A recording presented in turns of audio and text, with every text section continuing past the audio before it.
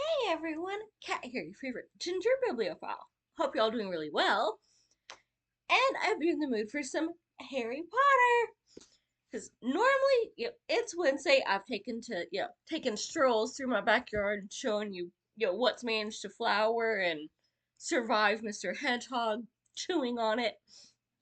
But it's Harry Potter's birthday, and as has become a tradition on my channel, because Harry Potter is one of the things that got me back into reading more, I like to share it. And this is the third year that I will be doing this because it's Harry Potter's birthday. So we're going to read a chapter of Harry Potter's birthday this year from the third book.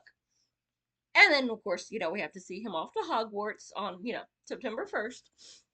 But this is Harry Potter and the Prisoner of Azkaban, the American version. So, most of y'all have probably already read this because it's been around since I was, same age as Harry. And we're not going to say that, when that was, but that's about when I actually started reading the series. So, yep. But some of y'all apparently, I have met folks that don't know what Harry Potter is somehow. Like, straight up, what the heck? Not just not interested, but just what, huh? So, we're gonna do a little reading, have a little celebration. So, hey, y'all can listen in while if y'all have to be at work too, and we'll have a little fun with it. And if y'all, a good enough people saying they want to do it, I'll get a little Harry Potter Trivial Pursuit, and we can play it together because I don't have anyone to play it with here, and I really want to. So, some of y'all need to be interested and want to play with me, and we'll figure out how to do it online. If not, I'm not gonna buy it. I'm just gonna keep it on my wish list so I have enough people that will play with me. So, chapter 1, Owl Post. Harry Potter was a highly unusual boy in many ways. For one thing, he hated the summer holidays more than any other time of year. Well, I do hate the sunlight and the weather. It's too hot. For another, he really wanted to do his homework, but was forced to do it in secret, in the dead of night. And he also happened to be a wizard. It was nearly midnight, and he was lying on his stomach in bed, the blankets drawn right over his head like a tent, a flashlight in one hand and a large, leather-bound book, A History of Magic by Bathilda Bagshot, propped open against the pillow. Harry moved the tip of his eagle-feathered quill down the page, frowning as he looked for something that would help him write his essay. Witch burning in the 14th century was completely pointless. Discuss. The quill paused at the top of a likely-looking paragraph. Harry pushed his round glasses up the bridge of his nose, moved his flashlight closer to the book, and read. Non-magic people, more commonly known as muggles, were particularly afraid of magic in medieval times, but not very good at recognizing it. On the rare occasion they did catch a real witch or wizard, burning had no effect whatsoever. The witch or wizard would perform a basic flame freezing charm, and then pretend to shriek with pain while enjoying a gentle tickling sensation. Indeed, Gwendolyn the Weird enjoyed being burned so much that she allowed herself to be caught no less than 47 times in various disguises. Harry put his quill between his teeth and reached underneath his pillow for his ink bottle and roll of parchment. Slowly and very carefully he unscrewed the ink bottle, dipped his quill into it, and began to write, pausing every now and then to listen, because if any of the Dursleys heard the scratching of his quill on their way to the bathroom, he'd probably find himself locked in the cupboard under the stairs for the rest of the summer. The Dursley family of number 4, Privet Drive, was the reason that Harry never enjoyed his summer holidays. Uncle Vernon, Aunt Petunia, and their son, Dudley, were Harry's only living relatives. They were muggles, and they had a very medieval attitude toward magic. Harry's dead parents, who had been a witch and wizard themselves, were never mentioned under the Dursleys' roof. For years, Aunt Petunia and Uncle Vernon had hoped that if they kept Harry as downtrodden as possible, they would be able to squash the magic out of him. To their fury, they had been unsuccessful. These days they lived in terror of anyone finding out that Harry had spent most of the last years at Hogwarts School of Witchcraft and Wizardry. The most they could do, however, was to lock away Harry's spellbooks, wand, cauldron, and broomstick at the start of summer break and forbid him to talk to the neighbors. This separation from his spellbooks had been a real problem for Harry, because his teachers at Hogwarts had given a lot of holiday work. One of the essays, a particularly nasty one about shrinking potions, was for Harry's least favorite teacher, Professor Snape, who would be delighted to have an excuse to give Harry detention for a month. Harry had therefore seized his chance in the first week of the holidays. While Uncle Vernon, Aunt Petunia, and Dudley had gone out into the front garden to admire Uncle Vernon's new company car in very loud voices, so the rest of the street would notice too, Harry had crept downstairs, picked the lock of the cupboard upstairs, grabbed some of his books, and hidden them in his bedroom. As long as he didn't leave spots of ink on the sheets, Dursleys need never know that he was studying magic by night. Harry was particularly keen to avoid trouble with his aunt and uncle at the moment, as they were already in an especially bad mood with him, all because he'd received a telephone call from a fellow wizard 1 week into school vacation. Ron Weasley, who was one of Harry's best friends at Hogwarts, came from a whole family of wizards. This meant that he knew a lot of things that Harry didn't, but had never used a telephone before. Most unluckily, it had been Uncle Vernon who had answered the call. "Vernon Dursley speaking." Harry, who happened to be in the room at the time, froze as he heard Ron's voice answer. "Hello? Hello? Can you hear me? I want to talk to Harry Potter." Ron was yelling so loudly that Uncle Vernon jumped and held the receiver a foot away from his ear, staring at it with a mingled expression of horror and alarm and fury. "Who is this?" he roared in the direction of the mouthpiece. "Who are you?" "Ron Weasley," Ron bellowed back as though he and Uncle Vernon were speaking from opposite ends of a football field. "I'm a friend of Harry's from school." Uncle Vernon's small eyes swiveled around to Harry, who was rooted in the spot. "There's no Harry Potter here," he roared, now holding the receiver at arm's length, as though frightened it might explode. "I don't know what school you're talking about. Never contact me again. Don't you come near my family." And he threw the receiver back onto the telephone as if he dropped a poisonous spider. The fight that had followed had been one of the worst ever. "How dare you give this number to people like you?" Uncle Vernon had roared, spraying Harry Potter with spit. Ron obviously realized that he'd gotten Harry into trouble, because he hadn't called again. Harry's other best friend from Hogwarts, Hermione Granger, hadn't been in touch either. Harry suspected that Ron had warned Hermione not to call, which was a pity because Hermione, the cleverest witch in Harry's year, had Muggle parents, knew perfectly well how to use a telephone, and would probably have had enough sense not to say that she went to Hogwarts. So Harry had had no word from any of his wizarding friends for 5 long weeks, and this summer was turning out to be almost as bad as the last one. There was just one very small improvement. After swearing that he wouldn't use her to send letters to any of his friends, Harry had been allowed to let his owl, Hedwig, out at night. "She's so cute." Uncle Vernon had given in because of the racket Hedwig made if she was locked in her cage all the time. Harry finished writing about Gwendolen the Weird and paused to listen again. The silence in the dark house was broken only by the distant, grunting snores of his enormous cousin, Dudley. It must be very late, Harry thought. His eyes were itching with tiredness. Perhaps he'd finish his essay tomorrow night. He replaced the top of the ink bottle, pulled an old pillowcase from under his bed, put the flashlight, a history of magic, his essay, quill, and ink inside it, got out of bed, and hid the lot under a loose floorboard under his bed. Then he stood up, stretched, and checked the time on the luminous alarm clock on his bedside table. It was 1 o'clock in the morning.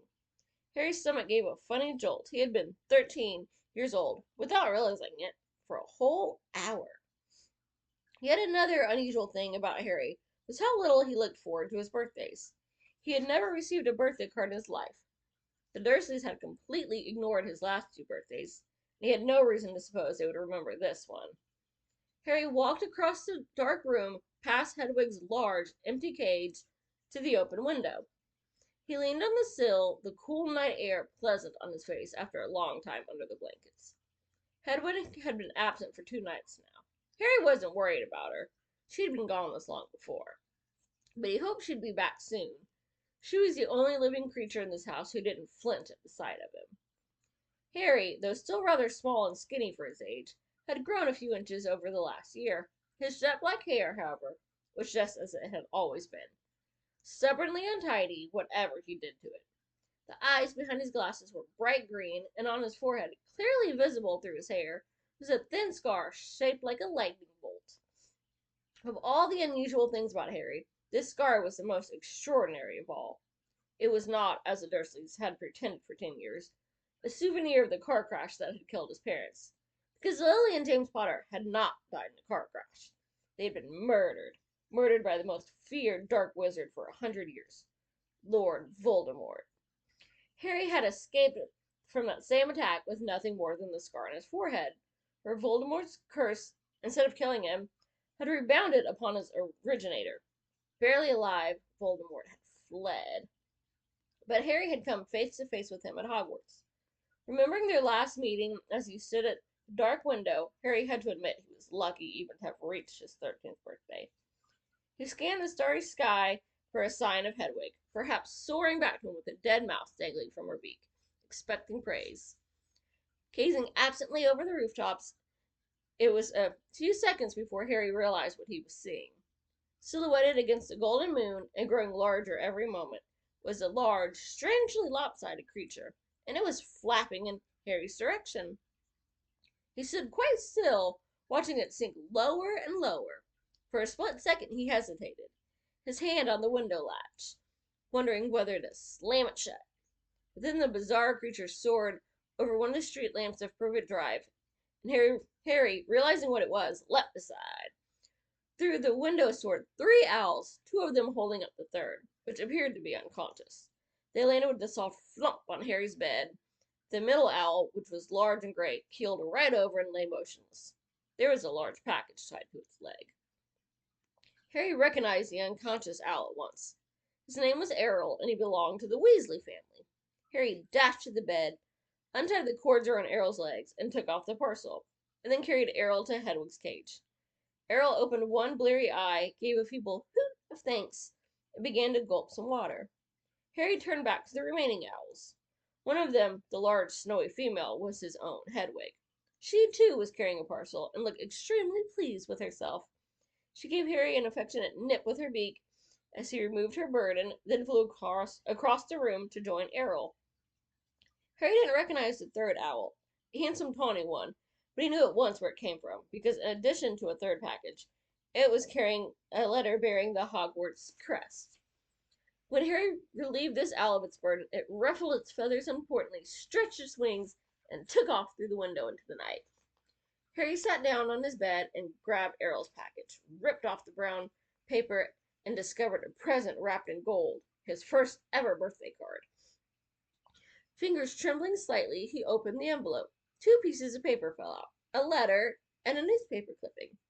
The clipping had come out of the wizarding newspaper, the Daily Prophet, because the people in the black and white picture were moving. Harry picked up the clipping, smoothed it out, and read, Ministry of Magic employee scoops grand prize. Arthur Weasley, head of the Misuse of Magical Artifacts Office at the Ministry of Magic, has won the annual Daily Prophet Grand Prize Galleon Draw. A delighted Mr. Weasley told the Daily Prophet, We will be spending the gold on a summer holiday in Egypt where our eldest son, Bill, works as a curse breaker for Gringotts Wizarding Bank. The Weasley family will be spending a month in Egypt, returning for the start of the new school year at Hogwarts, which 5 of the Weasley children currently attend. Harry scanned the moving photograph with a grin spread across his face as he saw all 9 of the Weasleys waving furiously at him, standing in front of a large pyramid. Plump little Miss Weasley, tall, balding Mr. Weasley, 6 sons, and 1 daughter. All, though the black and white picture didn't show it, with flaming red hair. Right in the middle of the picture was Ron, tall and gangling, with his pet rat Scabbers on his shoulder and his arm around his little sister Jenny. Harry couldn't think of anyone who deserved to win a large pile of gold more than the Weasleys, who were very nice and extremely poor. He picked up Ron's letter and unfolded it. Dear Harry, happy birthday! Look, I'm really sorry about that telephone call. I hope the Muggles didn't give you a hard time. I asked Dad, and he reckons I shouldn't have shouted. It's amazing here in Egypt.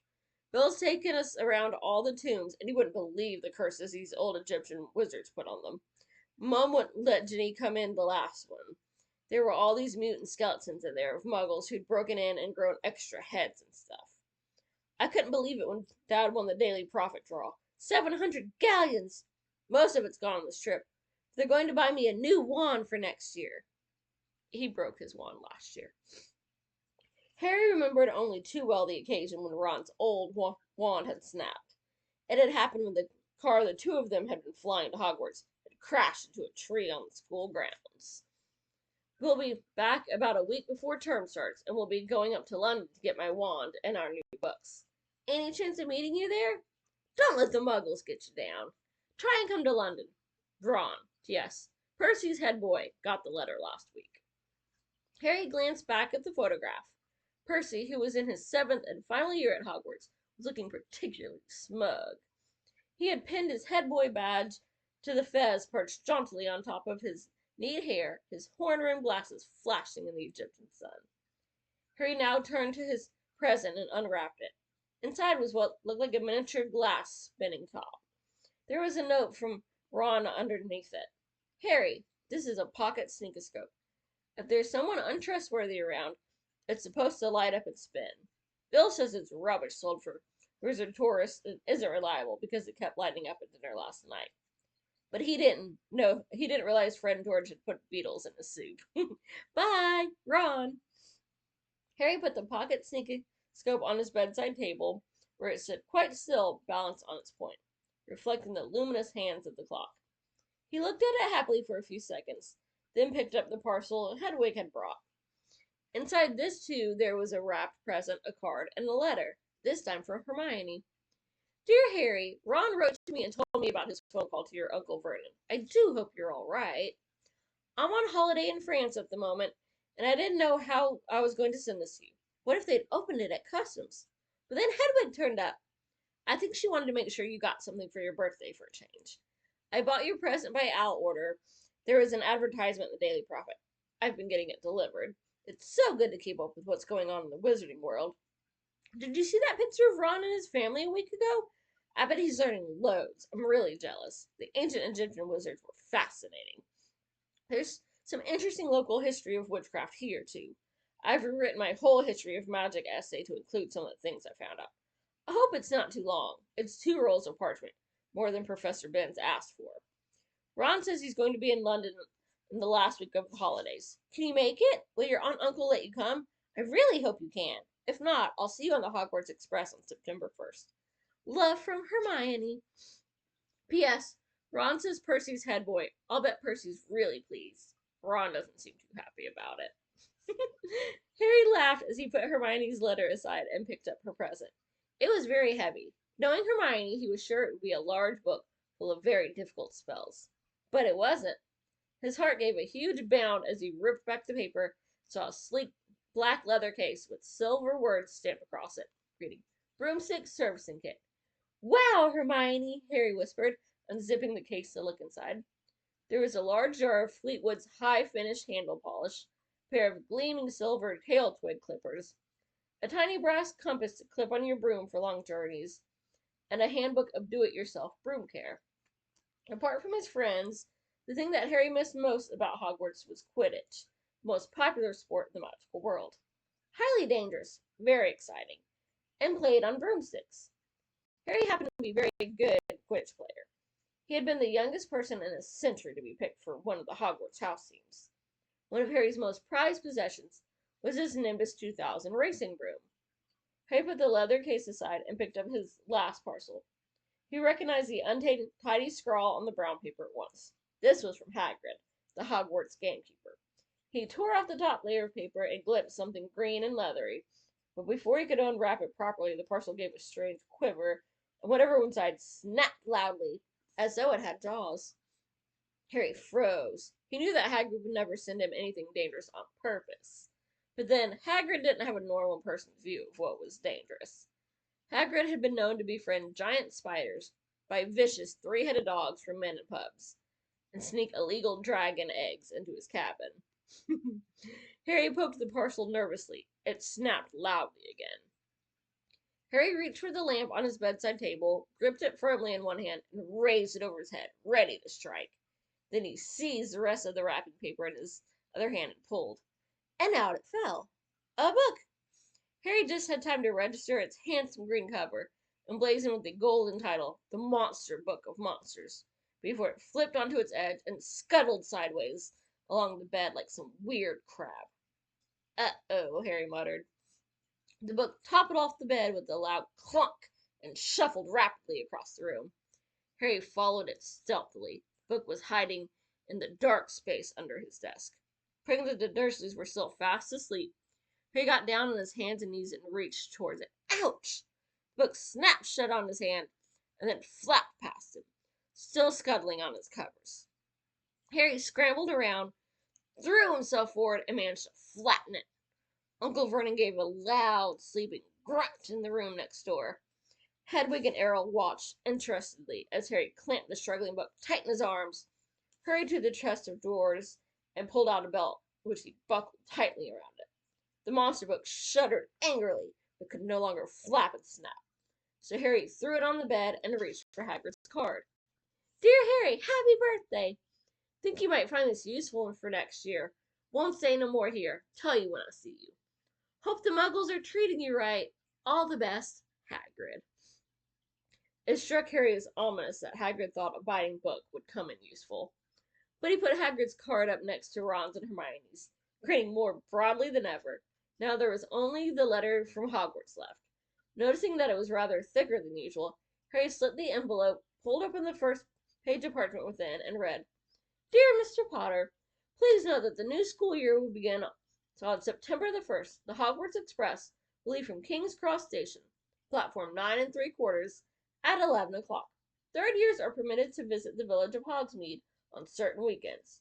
Please give the enclosed permission form to your parent or guardian to sign.